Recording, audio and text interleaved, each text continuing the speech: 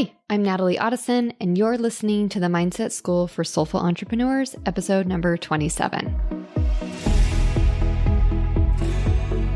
Welcome to the Mindset School podcast, a show for spiritual entrepreneurs who are ready to stop feeling stuck, reconnect to their soul's purpose, and create a deeply fulfilling life and business. I'm Natalie Otteson, transformational life coach and reconnection healing foundational practitioner. And I can help you scale and grow a six-figure business from a place of inner authority, wisdom, knowledge, and truth. If you are a spiritual entrepreneur and you are looking to take that first step towards your dream of running your own business, this is the show for you. Ready to step into your power and move forward with clarity and purpose? Let's go. Hello, spiritual entrepreneurs, and welcome back to another episode. Today, we have a special episode that I believe is going to serve as a crucial toolkit for anyone on a path of personal, professional, or spiritual growth. We're talking about how to handle criticism and navigate through the maze of other people's opinions. So grab a cup of tea, sit back, and let's dive in. This came up for me in a personal situation recently, but it applies as spiritual entrepreneurs as well. And isn't it so wonderful how things that happen in our personal life cross over into our professional life and vice versa? So thank you, universe, for that. So we're going to be diving deep into this topic. We're going to start with why criticism is hard to take. Criticism truly can be tough to swallow for several reasons. It can trigger feelings of inadequacy or insecurity. It might even make us question our own values or life choices. And it's also really important to remember that everyone, when they are criticizing, is a mirror reflecting back aspects of ourselves that we may not always see. The complexity of criticism, it can feel like a gut punch. At its core, criticism often feels like a direct assault on our identity. Our ego flares up, defenses go on high alert, and our instinct is often to either retaliate or retreat, which I definitely wanted to retaliate, and I've also gone into the retreat mode personally. So, first of all, this is a very natural survival mechanism, but it often serves as a roadblock on our own path to grow and move forward. I wanted to talk about some of the hidden blessings, the silver linings of criticism, if there is any. I'm sure you're going, what are you talking about? There truly are, and I want to offer just a few of them. Number one is self-improvement. So every piece of feedback gives us an external perspective on ourselves that you might not have considered, just like I may not have considered. This is particularly important for those breaking free from, let's say, restrictive environments. And an example of this would be religious organizations where individual thoughts might be discouraged, or family upbringing where maybe you went against what everyone else was saying or doing in the family. It could also show up in a professional setting, especially if you actually work for somebody else and you are working to break free of that environment. Number two is emotional resilience. So dealing with criticism, it helps you toughen up emotionally, which is an invaluable skill in every area of your life, from your personal relationships to your personal endeavors. Number three, your unique journey. The criticism you face might actually be proof that you're onto something, that you're pushing boundaries and challenging norms. This is especially true for those undergoing significant life changes, like I said, leaving a religion or breaking away from family, or, leaving a community or embarking on a very beautiful spiritual journey. And I can say all of those things have been part of my experience, especially the spiritual journey piece and becoming a spiritual entrepreneur. So I think it's important to understand the flavor of criticism because there is constructive criticism, and this is the type that comes from place of genuine care and aims to help you grow. So this is when somebody is sitting you down and giving you that information that is coming with love and grace and kindness and maybe some hard truths, but ultimately it is coming from a good place, good in quotations. It's specific, it's actionable, and ideally it's asked for. And then there's deconstructive criticism, which is what I came up against recently. I didn't ask for it. It was meant to hurt. And honestly, it's not something that I take personal because I know it doesn't have anything to do with me. And I think that's one of the things we need to remember when somebody is giving us deconstructive criticism is that it doesn't have anything to do with us. It's generally, like I said, aimed to hurt. It's meant to belittle or even possibly control you. And it is often general, vague, and unsolicited, just like it was in my case. So I wanted to kind of give you these 5 pillars for handling criticism gracefully. Number 1, pause and breathe. The first thing to do when confronted with criticism is to not act immediately. Listen, I am a Sagittarius and I am fire. And then I've got a Capricorn moon and I'm a Virgo rising. So all of me wants to go straight to roar. But if you can step back, take a deep breath, use this as a mini meditation moment to really ground yourself in. And trust me when I say that that is not an easy thing to do. Number 2 is analyze the source.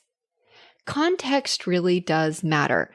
When it comes to personal situations and sometimes even professional situations, that can be a serious challenge because our family specifically knows how to go in and push our buttons, but analyze the source because ask yourself, is the person providing criticism someone you respect?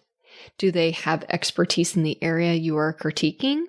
In my case, somebody was giving me information that doesn't know anything about me. And they don't know anything about the situation.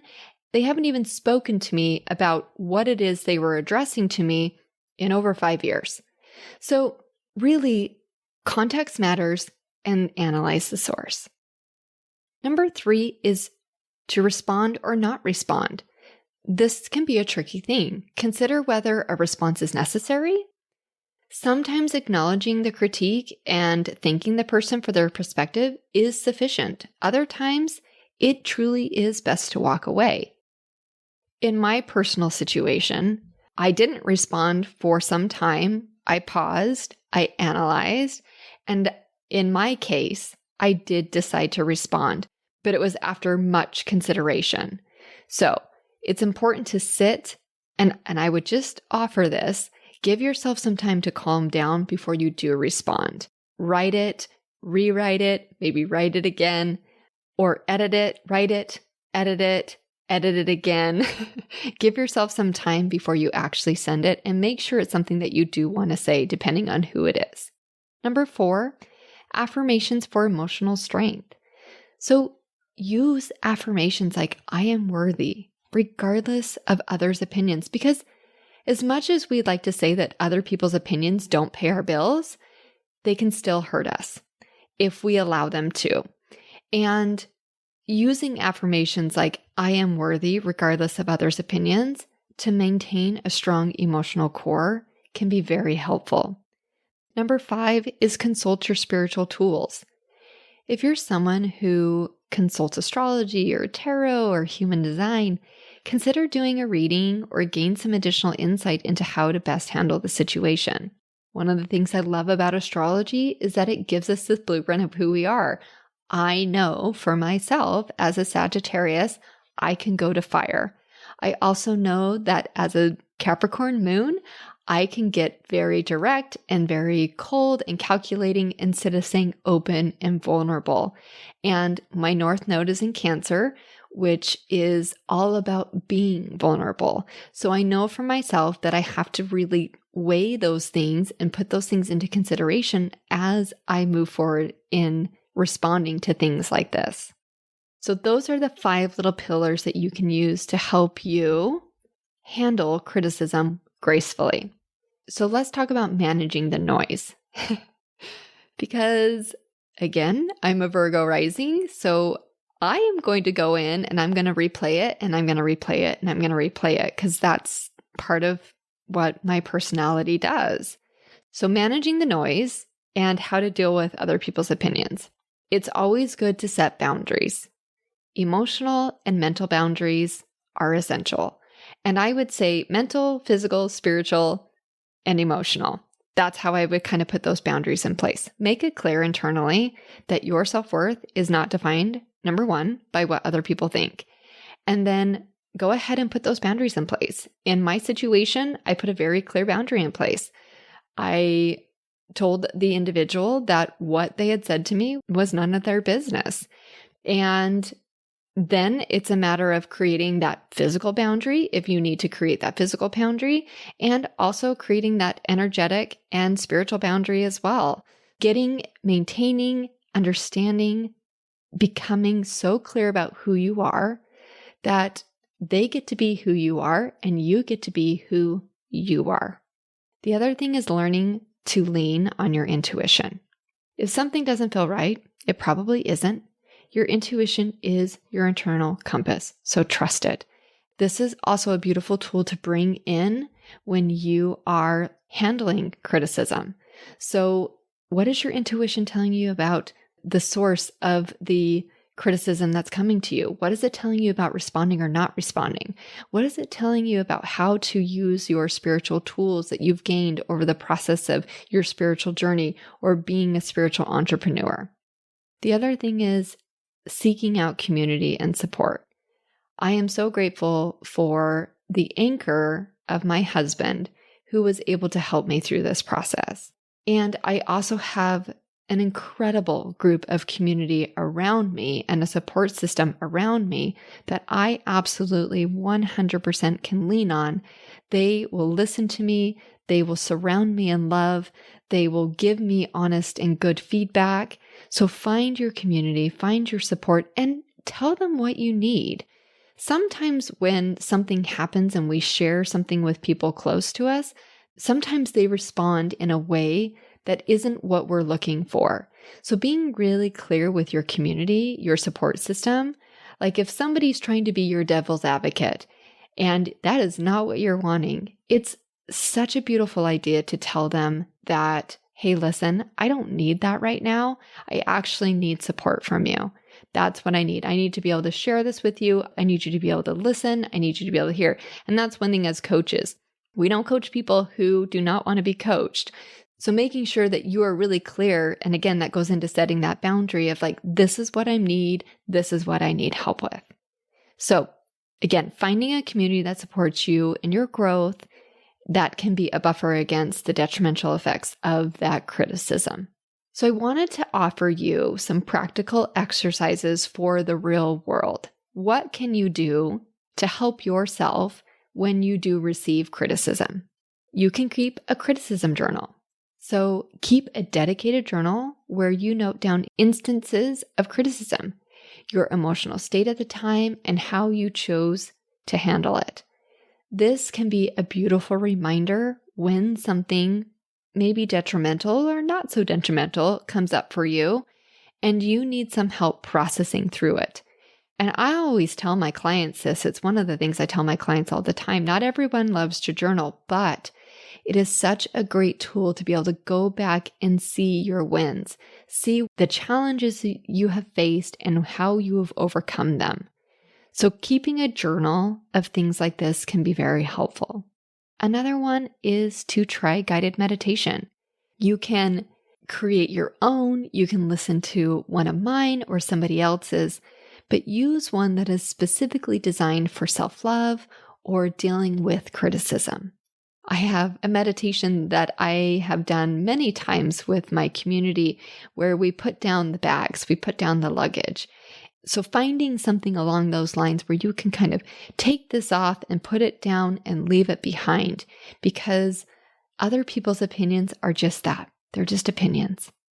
So to kind of wrap all of this up, handling criticism, it is not just about building a thick skin. It's about understanding the role that external feedback plays in your life. Embrace criticism as an opportunity to learn, grow, and affirm your own journey, whether that's personal, professional, spiritual, whatever that looks like for you. And with that, I want to thank you for joining me on this transformative episode. If you found this valuable, please share with those who could benefit from it. And until next time, keep growing, keep healing, and keep discovering your true self. All right, you guys, I'll see you next week. All my love. Thank you for joining me for this week's episode of the Mindset School. Ready to dive deeper into finding your purpose and create a deeply fulfilling life? Visit soulsistercoaching.com for more guidance and resources. See you next week.